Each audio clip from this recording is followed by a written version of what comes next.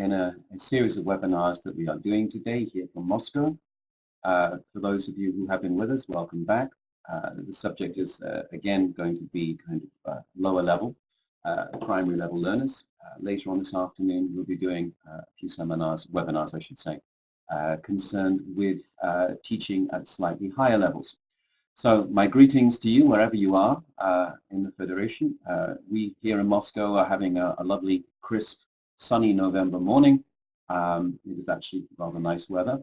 I hope wherever you are, the weather finds you. The weather is at least what you would like it to be, whatever that happens to be. Just a quick couple of points. Forgive me for those of you who've heard it before, but we have some new people joining us here.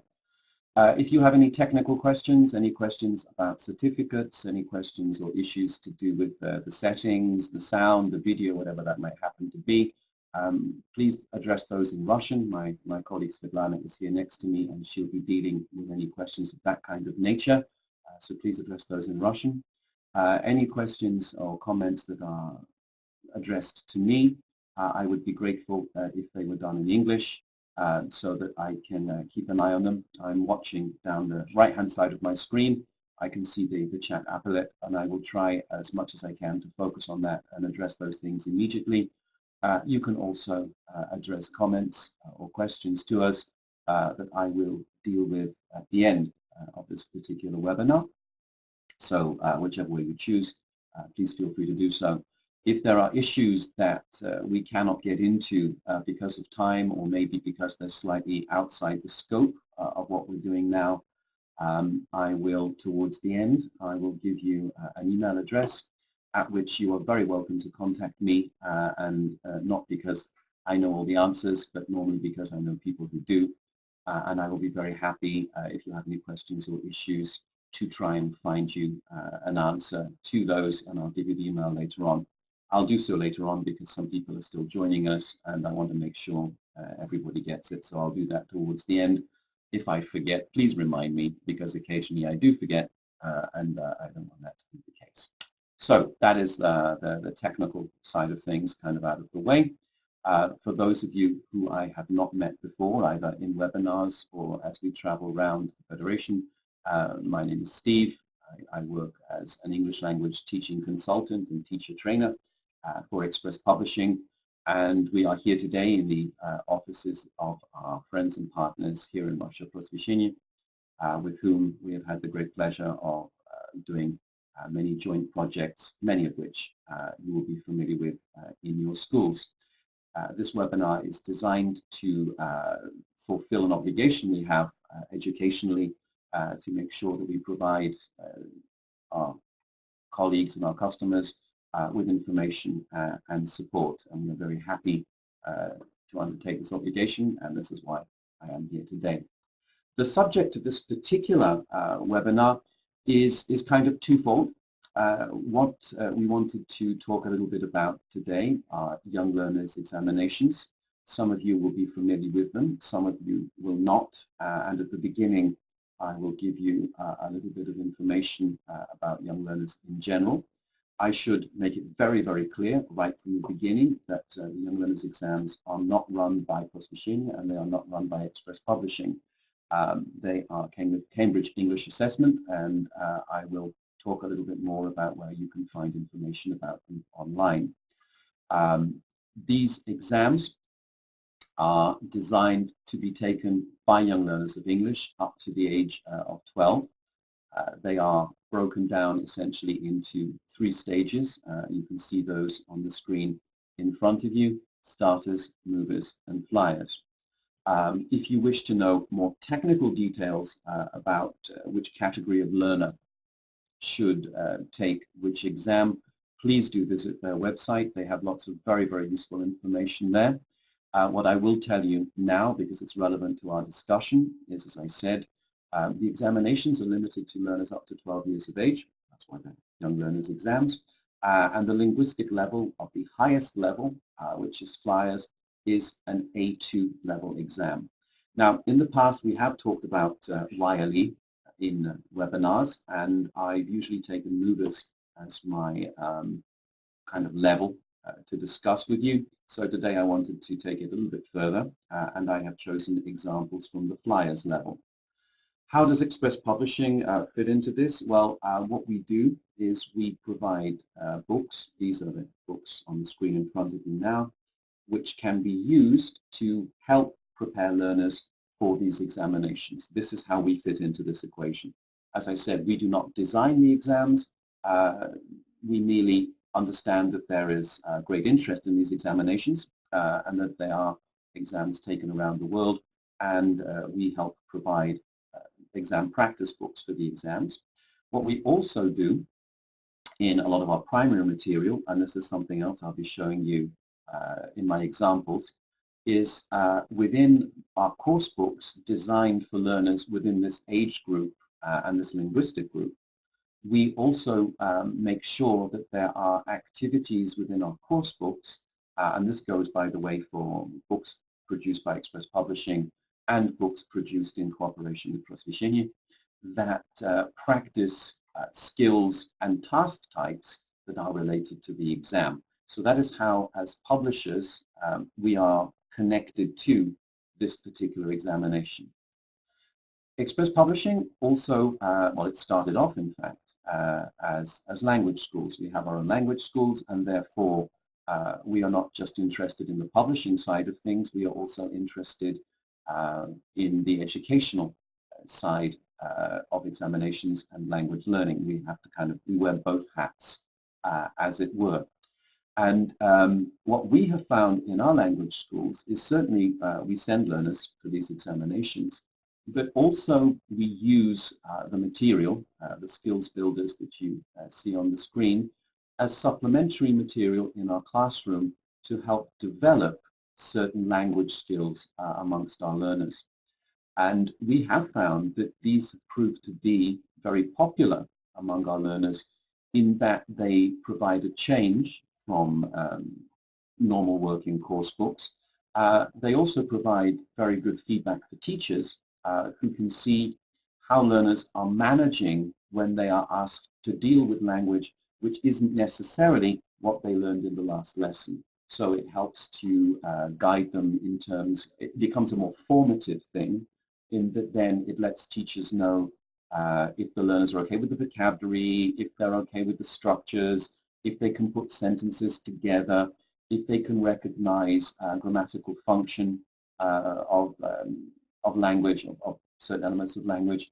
So there's a lot of feedback that our teachers get from using these books, not just as practice tests, but as a kind of supplementary material in the classroom.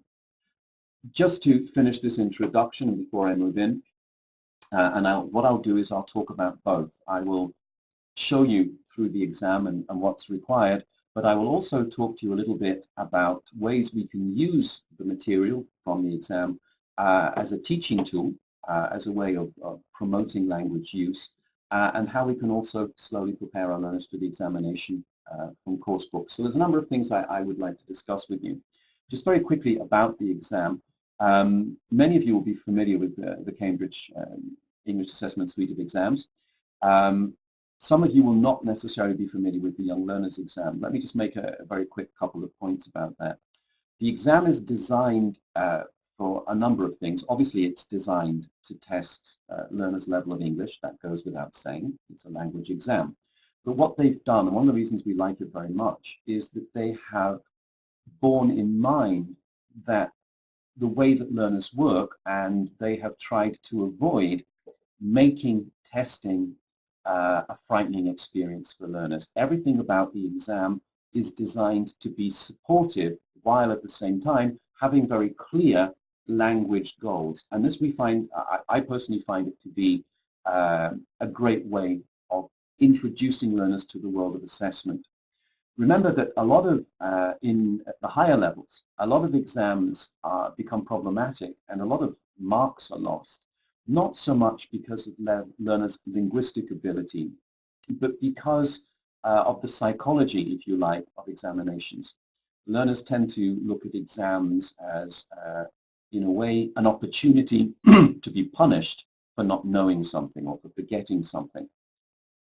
But it is equally arguable, disappeared for a second, it is equally arguable that our learners need to look at exams as an opportunity to show what they know. And this is where young learners' examinations can come in. It's an opportunity for learners to show what they know, to benefit from that, to be able to demonstrate what they know in an environment which is very child-friendly. And the final point on that, because you'll see it as we go through, but the final point is essentially with the young learners exams, learners don't fail. What essentially they get is for each of the parts of the paper, and you'll be familiar with those, reading, listening, speaking, so on and so forth. They get a kind of grade in the form of little shields. So nobody gets a failing grade. There is a grading, so if a learner is exceptionally good, they can see they're exceptionally good. They'll also see that there are areas they need to work on and they need to improve, but you don't actually fail it. What this exam therefore does is it encourages them to show what they know. It also introduces them to the world of examinations. The fact that they will have to sit and work on their own, how to deal with time, how to get through things, how to follow instructions, how to work on your own without necessarily the teacher being there for you at that particular moment, and introduces them to that concept in general as well in the classroom. So there's a number of very useful things, both linguistically and in a more broad sense, that can be gained from these examinations. And I stress before we go any further that we have no financial interest in those examinations. Just to make that very, very clear, we do not sell them. We have no connection with them in that sense. So just to make sure that you all understand that I'm coming to this from a methodological point of view and an area of interest rather than trying to promote them. If you wish to find out more about the exams, as I said, you are very welcome to go to their website where they do have a huge amount of information available to you, which is information I use as well.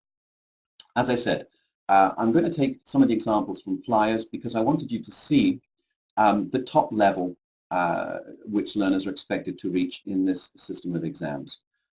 If you wish to look at other levels, you are welcome to look at our website. You're also very welcome, of course, to go to their website where they also have examples of the tests at various levels for you to see. I'm focusing on flyers today because I wanted to show you the top level at A2, and that's what we'll look at. If we have time to at the end, you are of course welcome to ask any questions not covered in the seminar. So let us move into some information specifically about flyers. Now, one of the things you can find out online, and you can see at the bottom of this particular slide the source of this information. I give it you A, for you to know that it has been researched, and B, for you to have that. If you wish to Google it, then you can go online and you can get the information directly from them. What I'm going to give you is a summary of certain points. Every level of the exam builds on the previous. So all the information that learners need to learn for flyers and movers is also relevant for starters and movers is also relevant for flyers as well. So there's a kind of cumulative thing going on. I'm going to talk about the things they have to specifically learn for flyers. If you wish to look at the other levels, please go online and have a look there. The things that they need to know, and I'm going to flick through these things. Your language teachers, you understand what this means when it's in front of you in terms of your teaching and in terms of the linguistic level of the children. This is why I'm sharing this with you, not because you don't know what the tenses are. I know. Quite often you tell me about it. So things like, and I'm going to flick through these because there's quite a few of them. Things like, for example, past continuous. They have to be aware of that when they go to flyers level. They don't have to use it at the lower levels. These are things specifically they must learn for flyers. Present perfect. So you can see we are getting into some reasonably complex grammatical areas, the use of present perfect. And notice please again, not just in the kind of affirmative, but also in the interrogative as well. They are supposed to be able to ask questions in it. Be going to, you know what that is. As I said, I'm not going to stop on all of these. The use of will, future concepts, obviously. But we're getting into areas as well, things like modals and stuff as well. So you've got mights going on there. You've got may coming up. I'm just going to flick through them because there's quite a lot.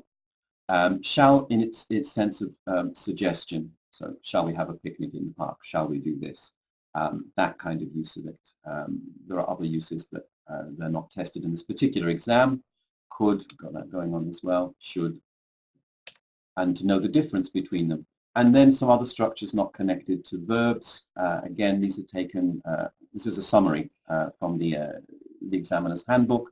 So things like question tags, which are not covered at the lower levels, how to use adverbs, and of course their position within the sentence, conjunctions, if clauses, zero conditionals in this particular case, clauses to do with place, temporal clauses, all kinds of stuff going on. So you can see that although it is, and you'll see it in a second now when we move into the exam, although in terms of its appearance and in terms of the way, the rubrics, the way it asks its questions, it is a child-friendly exam. Please note that at A2 level, the content, the linguistic content, is sound. That this is a demonstration of really quite a good command of some complex structures within English. So I wanted to make, and the reason I shared it with you is because I wanted you to understand that this is a serious exam in terms of its linguistic content. The topics that are covered, now these topics are covered pretty much in all of the levels of the exam, starters and movers as well. They cover these topics, and I don't think there'll be any surprise to you, those of you working at primary level. I don't think there'll be any particular surprise to you in terms of these topic areas, nor do I think there would be anything that would trouble you particularly. These are things that we normally cover at primary level because they are concepts that children can readily understand and communicate. Materials are things are made of, things like wood, metal, things like that. That is not so much covered at the lower levels. I think they mention example things like something could be silver or gold as well, things that things are made of, but very basic, not terribly scientific terms. Don't worry about that, but things that being able to say that something is made of a common material is something they would be able to do as well. Numbers, so on and so forth. The rest of it is very, very straightforward, and you'll see as we go through now the kind of areas that they will have to look at. So let's move on from that. Again, if you'd like to look into this in more detail, please do go to their website. You will find, don't worry, I'm going to put some more examples on the screen any moment now. If you go to the website, you look at their handbook, you will also find lots of lists of vocabulary. You can actually find a list of all the expressions, all the vocabulary learners are supposed to know, both at the individual levels and cumulatively.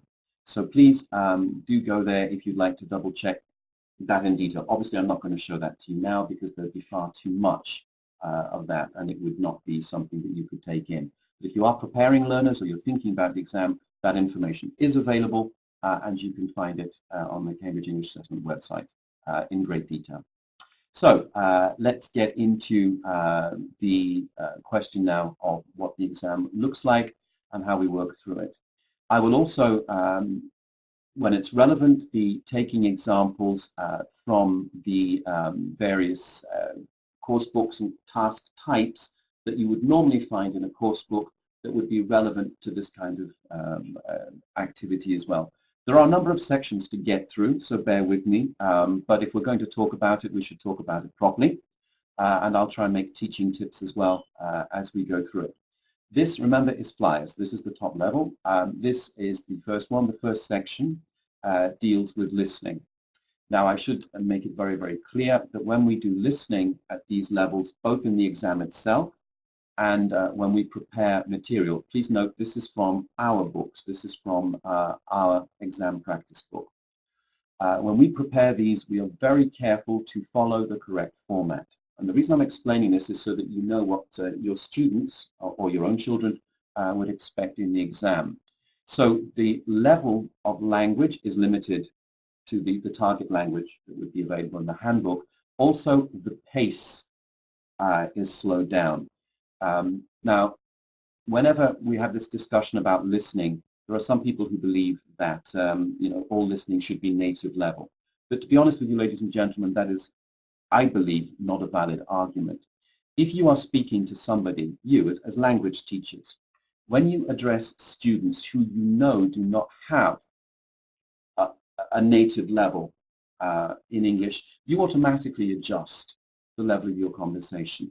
So when we're doing the young learners, when we're preparing the practice tests and when they do the actual exam, the way the language is spoken is very much geared to the level of English they're supposed to possess. So it's made simple, straightforward. They will also build in things like repetition. So if they're given instructions, the text itself will include repetition of information sometimes to make sure that learners can actually follow what they're supposed to do. This is not an exam about catching people out. It's an exam about supporting so learners can show what they know, and that's a very, very important thing to remember. It has a very positive relationship to them. So in this, basically what the learners have to do is they will hear description of a scene, and what they have to do in terms of answering the question is simply draw lines to match the people to the names. So they listen to descriptions and they just have to match. And that's the exam task.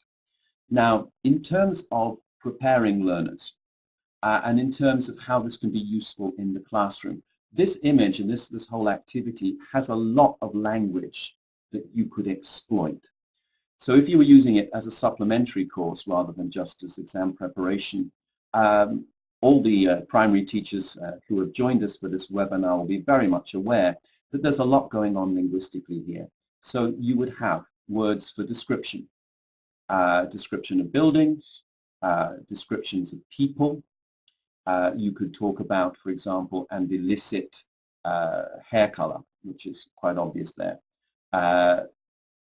Clothing that they're wearing, color of clothing that they're wearing. And then, of course, you have activities. You have objects to describe. There's the cat down the front there. There's the young lady with the school bag. There's someone who's, in terms of activities, somebody is writing something, somebody's riding a bicycle, somebody's maybe ordering some food in the cafe there, or a cup of coffee or a cup of tea. The girl at the front there is stroking the head of the cat.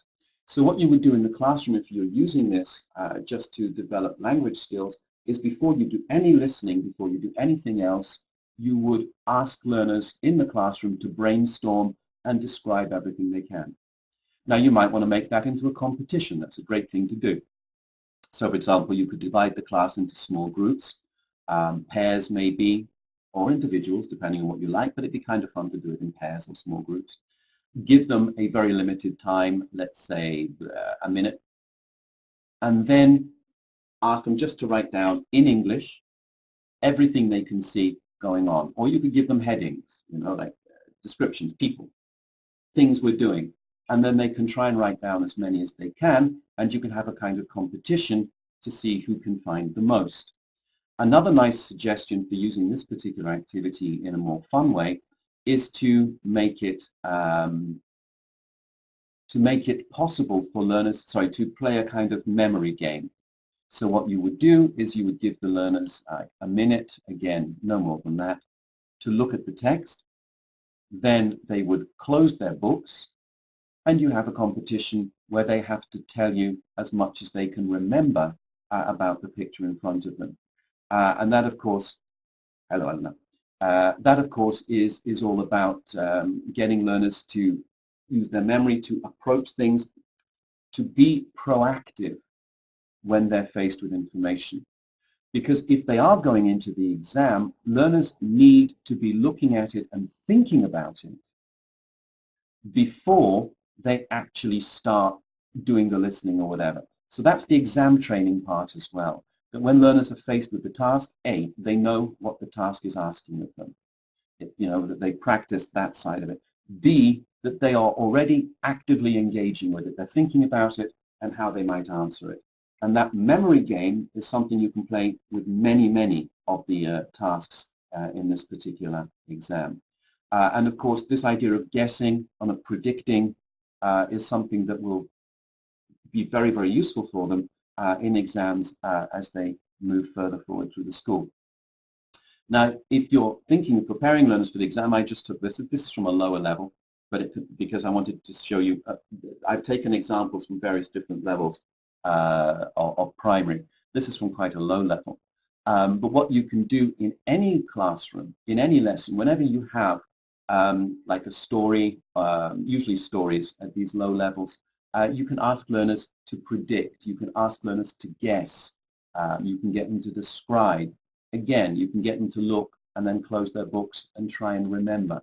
Anything that gets the learners using their brains just that little bit more is going to help them retain the language, even if they get things wrong. Getting things wrong and realizing a mistake actually makes that information more memorable. So whenever you're faced, if you're preparing learners for young learners exams, or if you just want to make it a bit more active, please remember that this kind of prediction and brainstorming a text is something you can do in any lesson, and at primary level it's highly advisable that you do generally, because what will happen then, and this is a very interesting point I think someone's mentioned, is that when you go into the text here, or when you go into the listening in the case of the young learners exams, learners already have a very clear idea of the kind of thing they're likely to hear. That builds their confidence, and it also makes it easier for them to interpret what they're hearing or reading and understand it and build comprehension. Comprehension is built on prediction. We read, we listen, we predict what's going to come next, we see if we were right, we see if we're wrong, and then we start building comprehension like that.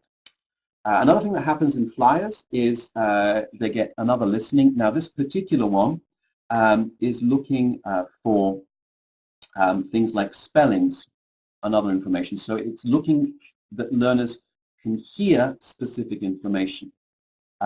So learners will hear and they have to fill in the gaps. It's usually like a notebook or a short announcement, something like that. But the emphasis here is on being correct. Learners are expected to spell things correctly, to write words, numbers, etc. in the gaps. So this is listening for specific information, which of course is a skill learners need to develop. It's also a skill that is tested in all exams, and it's a skill that's used in real life. So when you're going through here, obviously when they do the listening, they need to spell it right and they need to get the numbers right. This way you can work with this as a kind of training, again, is prediction. But now we're not predicting so much we're not talking about what we can see. We're beginning to think about words that are likely to be the correct answer. And what that means is our learners are starting to spot what would make a complete phrase, what would make a complete sentence. They're starting to think about parts of speech. What would be a logical thing to go in that particular gap? And then they can use the picture to help them make those predictions, because that's why the picture is there. Remember I said that this is about supporting learners. What you can do with them is before they listen, and you should, I think, is to predict, what do you think it's going to be? And then we predict, you can make a note on the board. Again, you can make it a competition. You can maybe divide the class into 2 teams, they predict, you write it on the board, and the team that predicted correctly is going to be the winner in this particular case. It's a great way of getting them to think about vocabulary, but vocabulary belonging to a particular functional group. So is it a noun? Is it something like this? All of these things, what kind of noun might it be? Maybe drawing materials in this particular case. If it's a number, what's it a number for? What's it logically going to be? All of these designed to get learners actively engaging with the text. Now, doing listening activities is nothing new to teachers, but this idea of always predicting, please train your learners in this. It makes sense. Let me give you an example. If you are traveling around the world and you are maybe in an airport and you wish to know the gate that you're going to, gates are expressed as a number. So if you're in the airport, maybe you don't speak the local language, maybe the announcements are not a language that you can understand, you know to listen out for the name of the city you're going to, or the country you're going to, depending, and you know to listen for a number. It's this kind of training. It has a very, very practical application. It helps learners focus on what's necessary to find and not to panic or worry if they don't understand absolutely everything. This is a very important, and this is why they do it. So whenever you're in a course book, for example, as you are here, you can go through this particular activity and predict. So if we take the one about the eagle, the color, it's going to be brown or what colors might an eagle be? Is blue going to be a good option? Probably not. What color might an eagle be? Might it be black? Well, it could be. Yeah. So learners learn what's likely to come up, what would make logical sense in terms of the idea and in terms of the language. It's a wonderful thing to teach them to do, and it takes 2 seconds. It really shouldn't take too long. And what eventually will happen then is that learners will come used to automatically predicting, and that's where you want to get. You want to get to automatic prediction. So they go through, they predict. Whenever you do listening, please, please, please do that. It's a very important thing to do. The next one here, again, is to draw lines and connect. Thank you very much. You're very nice. We're waiting for you coming. I am very happy to go anywhere. And as you will know, I've traveled around Russia over the years and have been to many, many, many, many, many cities. And unfortunately, we can't get to all of them, which is why we do these webinars. But trust me, we try to get around as many as we possibly can. So in part 3 of the listening, we're looking for detailed information. And basically, the learners have to match up the information with the picture. This particular activity here in front of you is an absolute dream in terms of language teaching. Obviously, it's got its exam focus, but at the same time, there is so much generation of language you can do with this particular activity. So if you take these various places on the right-hand side of the screen, you've got the post office, you've got a factory, bookshop, if I can see very well. I'm not wearing my glasses.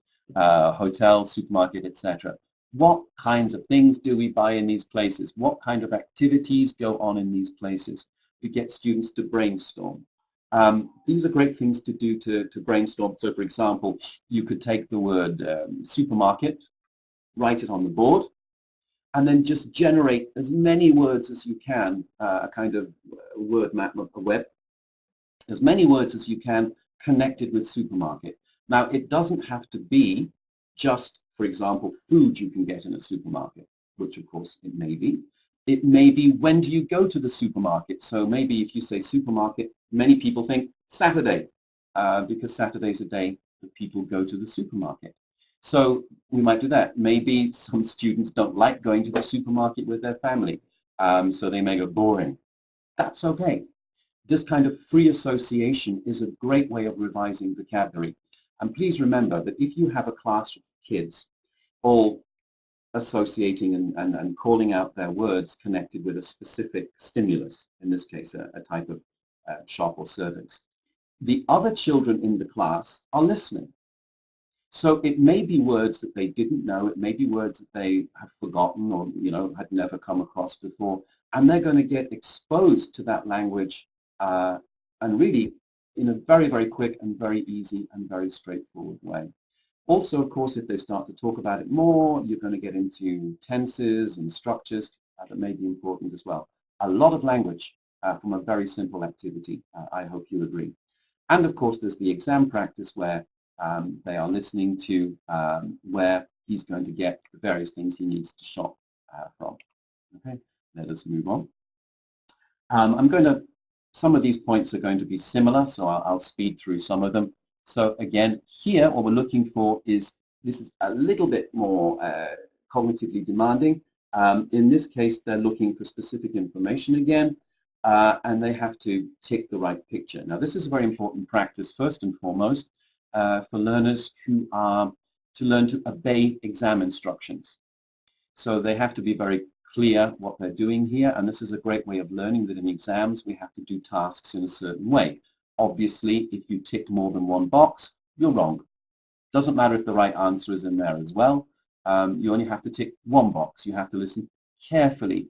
You have to make sure that what you hear is justified completely, so that it's not just a room, you tick the room, it's a specific room with a specific activity, and learners, if you like, have to check that what they select answers all those criteria, so that they're learning again to listen for specific information and to kind of double check the choices they're making there. It's a wonderful thing to do. Again, no need to mention it, but there's obviously tons of stuff that can be discussed. Again, a great memory test. Look at it for a minute. What kind of things can you remember? You've got use of verbs going on there. You've got people playing, drawing, riding. I can see at the top of my head here, going to school. You can generate so much language, so much grammar in this kind of activity, just in this format. It's absolutely wonderful. Let us move on. Now, in terms of listening for specific information, which those activities were based on, and in terms of, for example, listening for names, listening for numbers, there is a certain amount of phonemic awareness that is necessary. Even if the name is spelt for you, you have to understand the relationship between the sound of the letter and the writing of the letter.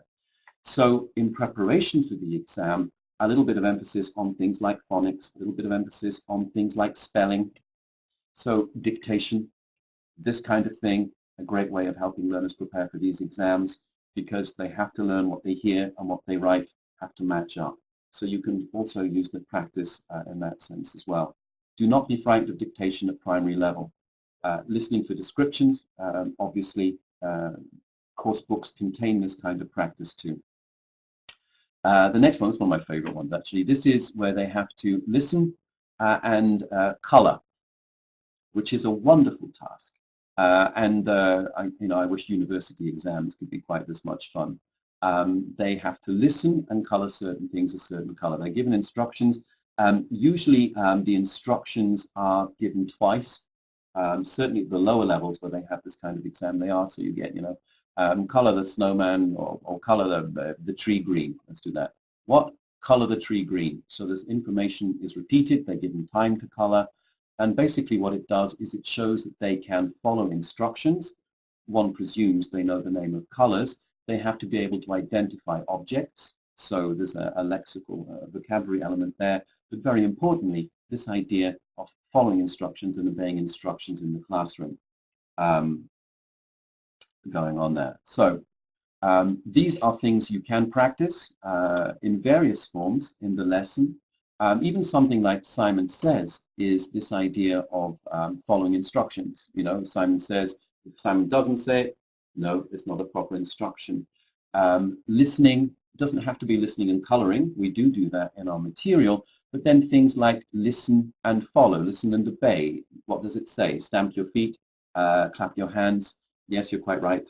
Some of these are taken from, or I took these from a wide variety of course books. Some are from Spotlight, some are from Starlight, some are from other Material Express Publishing producers. Some is co-productions with Prosvещение. I just wanted to show you that within primary courses, A, there is preparation for young learners' exams, but B, that the essence of those activities, the things that learners can learn and the language they can produce is available in the practice exams and available in the course books, and there's a kind of symbiosis going on there. Zooming through now, we're coming into reading and writing. Yay. So at flyers level, you'll see it gets a little more complex at other levels, and that's one of the things I wanted to show you. Here, basically what learners are looking at is choosing the right word to fit the definition. Notice, please, that all of the questions, as it were, the rubric is essentially definition. Choose the right word and write them. So the example it gives, people usually stay in these when they're on holidays or on a business trip, a hotel. So what they're looking at is definition and finding the word. And that's, again, it's a great activity. It's about building lexical awareness.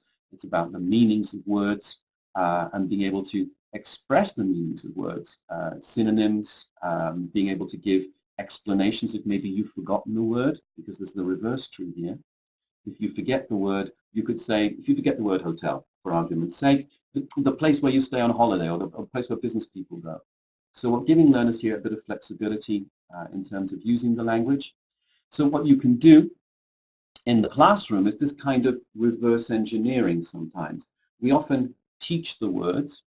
Sometimes what we can do, instead of giving them the word, is we take target vocabulary and we give a description of it, and our learners have to guess which word it is. On the left-hand side, you have picture dictionary. My video partially covers the illustrations. Okay, the corner that's covered, there's nothing there going on. So for example, the desk. The teacher could say, okay, this is where you sit to do your homework. A desk. Or, again, make it into a game. Get children to describe the words, and the other students have to decide which word they're talking about.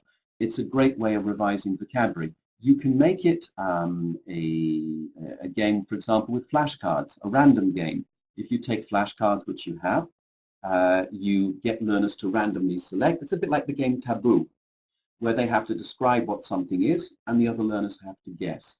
It's a great way of having fun, developing awareness of what words mean. I love it as a particular activity. Here, we're looking a bit more at discourse management. So in this particular activity, learners are given a rubric where they're basically told they have a conversation. They get part of the conversation. As you can see, mostly in the form of questions is what they get. And then the learners are expected to decide what the appropriate response would be to those. So what you're getting here is an awareness of discourse management and what appropriate responses are to appropriate questions. Now, again, you can use this as a teaching tool. If, for example, you covered up the responses, you could discuss what probable responses there might be. So, for example, they're talking about a friend's holiday. So when David says, how did you get there? How might Holly respond? She could say, by aeroplane, by boat, we went by car. Yeah, by car, it doesn't have to be long sentences. So what you're doing, again, is you're using this activity to generate more language than they would actually need in the exam itself. And then they will go on and answer those questions armed with that information.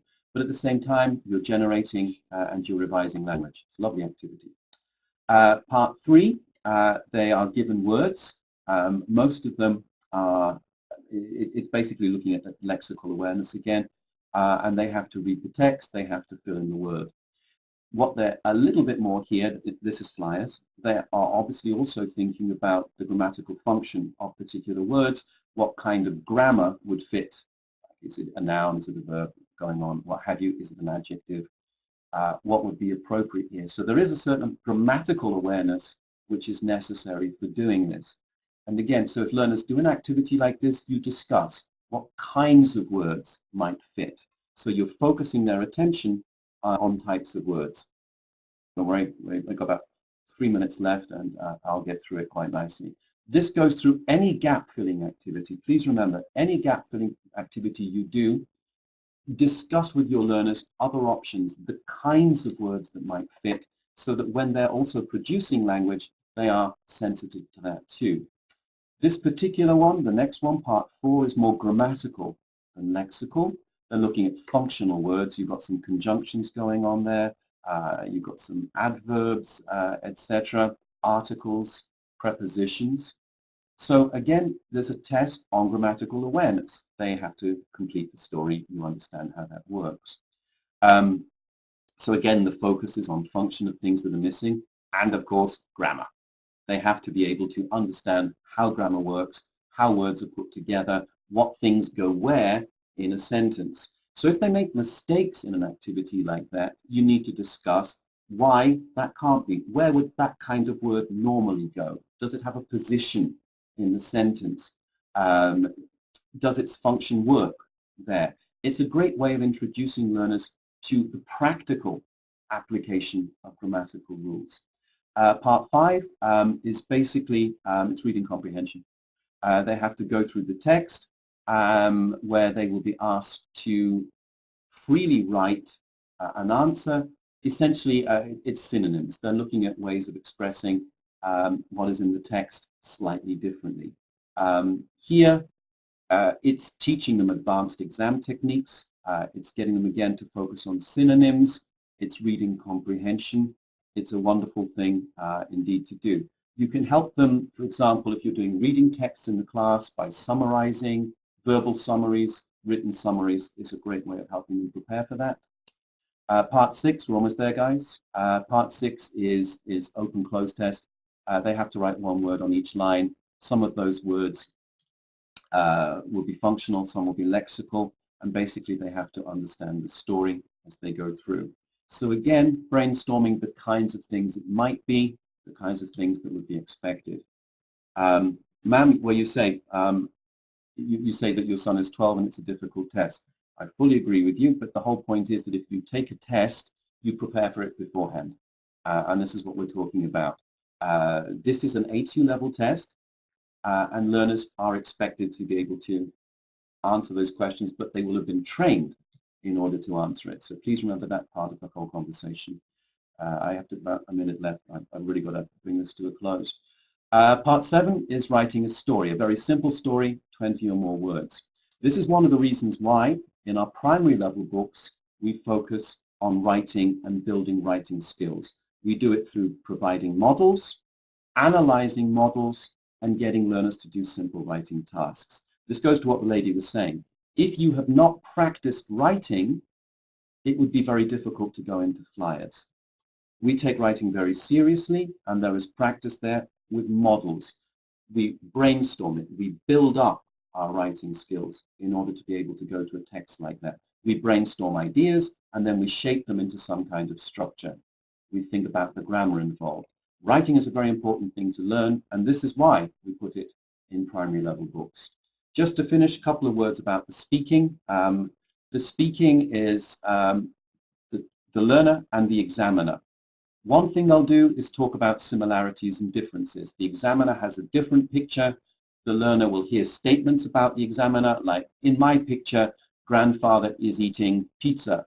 And the child will be expected to say, in my picture, grandfather is eating a sandwich. So they can reflect the structure, changing the particular object. There, you basically just need lots of practice at spotting differences and remembering you can repeat a lot of what the examiner says. The next speaking activity is gap filling, information gap. The examiner and the student exchange information based on very simple questions. Where, who, how old, etc.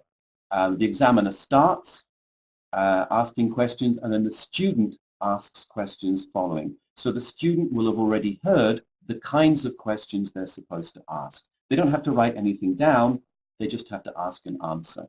So it's about using question words, it's about using, the interview would require them to know interrogatives, affirmatives, and negatives. It's very important that they learn those as well and they practice them. And that, coming towards the end, this is the last activity, sequencing a story. They're given story prompts about grandma's busy day. They have to say what grandma does. So here you can see how practice, like we talked about right at the beginning, in verbs, in description, in simple objects is very, very important. In the class, you can have a great time with this. The students develop the story, they talk about it, maybe they eventually write it down, they practice sequencing, they practice tenses, they practice use of vocabulary, as well as oral practice as well. And you can use any story in any book, this is from the internet, from the IWB, to practice this idea of sequencing and discussing what happens in a story as they go forward. So to finish, one second. This is quite, oh gosh, lots of questions. Go to the questions. How do you get the certificate? Svetlana has explained that. How do you organize creative activity during testing? What I've mentioned here is that you can use the test creatively to develop language use. Of course, ultimately, when you do the test, you have to do the test the way the test is designed and answer the questions accordingly. So please don't confuse the two things. Creativity is in the teaching to the test itself is the test, and they have to do it. How to test readiness, oh gosh, there we go. How to test readiness for creative application of knowledge and skills.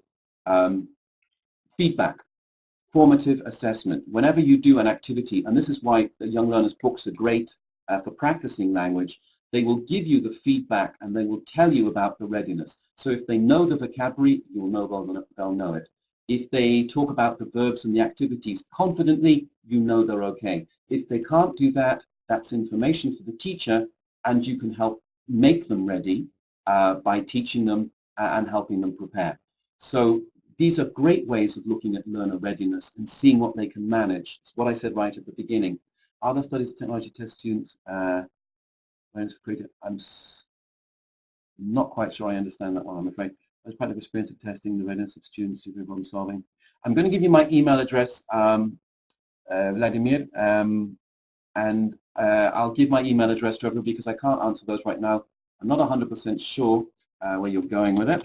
So I'm going to give you all, as I promised, my shortest email address because I'm typing it very quickly. I have a business address, but this is the easier one. As I said at the beginning, whether you do the exam or not is entirely up to you. But this material and the design of this test is great for teaching and, very importantly, for formative assessment so that you learn where your learners are comfortable, where they're not comfortable, and you can adjust your teaching accordingly. It gives you great feedback. Feedback is what will allow us to move forward in an effective way. And hopefully some of them will be fun as well. In our language schools, our learners enjoy doing these activities. They don't look at them as being tested. And that's a very important thing at primary level. I have to finish there because time is up. In fact, I've overrun. I always worry about not having enough, and I always overrun. Thank you for your comments. If there's anything you'd like to pursue further, please contact me at the email address. If you're interested in our primary level courses, please go to Prosvещение website. And if there's anything else we can help you with, please drop us a line.